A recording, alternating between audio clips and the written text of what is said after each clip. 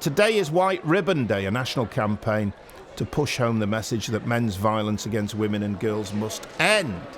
What do we do about this? It follows the numerous recent incidents, including the murder of Sarah Everard, recent events which women's drinks have been spiked. White College in Hull is asking students to wear either black or white today, to wear a white ribbon and to commit to the campaign's promise to never commit, excuse or remain silent about male violence against women. Sally Fairfax has been to Wyke today. It's wonderful to be back here at Wyke, actually, Bernsey, because this is my alma mater, but it's changed a great deal since I've been here. And the atmosphere in the foyer here is very much all about White Ribbon Day. There's a big banner over there that says, promise here, never commit, excuse or remain silent about male violence against women. There's also a big white sheet and some paints on the floor so you can do a handprint with the slogan, "These hands are not for hurting."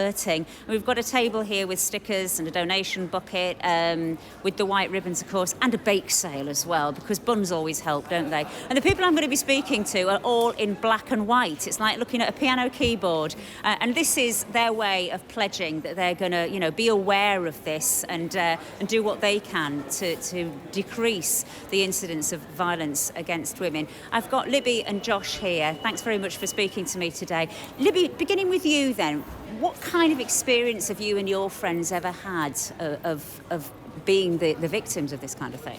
I think it's really prevalent when we go out now, because obviously we're all 18 and we're going out to the clubs and stuff, and I know friends who have been spiked themselves or experienced some form of sexual assault on a night out, whether that be groping or shouting abuse at them or something like that. And it's just installed this kind of fear in us that we really want to combat together with Wyke, and just make a better change and make it prevalent that we do really want something to happen. Yeah. Josh, how does that make you feel as a man? And I'm sure that you're not one of the men who's ever done anything like this, but there is a statistic over here that says that I think it's I'm going to have to move your bag so I can see this, sorry. 9 out of 10 defendants are men. Just tripped up on my coat. 9 out of 10 of defendants are men. So, Josh, how does that make you feel to know that, your fellow men, or some of them, are doing that? It's really quite disparaging. I mean, I don't understand how you can kind of be raised with a mum and then not kind of have respect for women. It's truly quite baffling. But I think, especially with the culture that kind of boys grow up in, especially surrounding kind of pornography and kind of toxic masculinity, it's quite difficult. So I think really combating that early on is kind of the key to changing my peers' kind of outlook, because it's just not nice. No, well, exactly. I mean, that's what it's about, isn't it? It's about changing attitudes right from a young age. My 7-year-old boy talked about this in assembly yesterday. Some people might say, well, it's strong meat for babes, but actually it is important that people are talking about this from a young age. And as you say, Josh, that that in the home, Dad saw that the father figure is treating, women with respect. What kind of conversations do you have with your mates, and how do you think, I wonder if you've ever thought to yourself what you would say if a friend of yours was disrespectful or abused a woman? So I actually did do the promise a couple of weeks ago to never remain silent on sexual violence, and it kind of really kind of brought it to my attention, even just kind of little things, so kind of sexist and derogatory comments in the smoking area. It's really come to the forefront of my mind to try and just kind of keep on top of it, call it out, not allow it. Even some of my kind of male peers aren't quite aware that the language that they use can sometimes be intimidating to women, and just kind of constantly reinforcing the message that this isn't acceptable, this isn't tolerated at Wyke, and hopefully that kind of message will spread throughout Hull and also Beverley, because it's an issue there as well. Yeah. And do you think, having thought about that yourself, and this is a hard question, but do you think you've actually ever been guilty of it?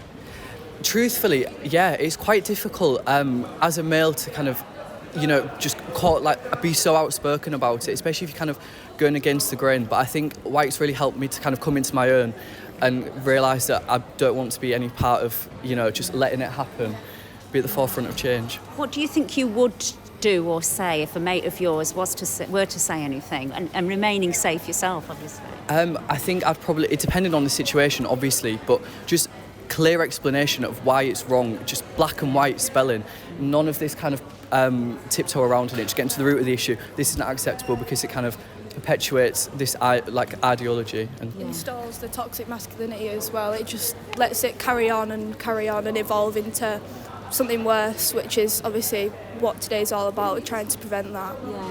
Yeah.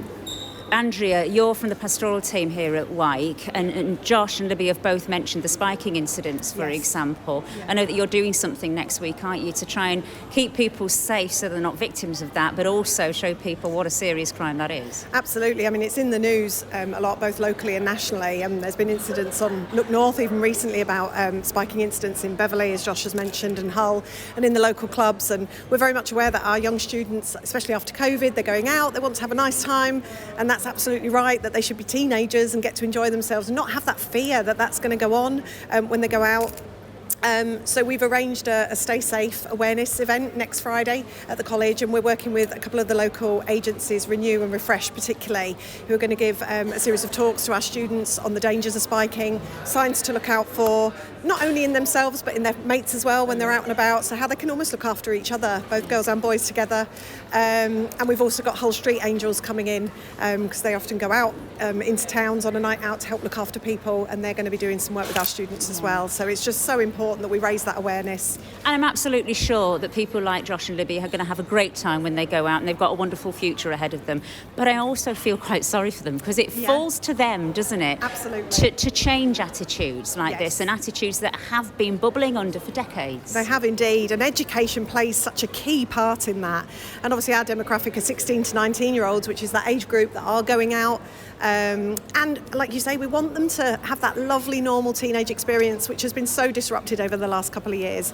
But anything we can do to help to raise awareness and keep them safe and get them to look out for themselves as well, that's so important.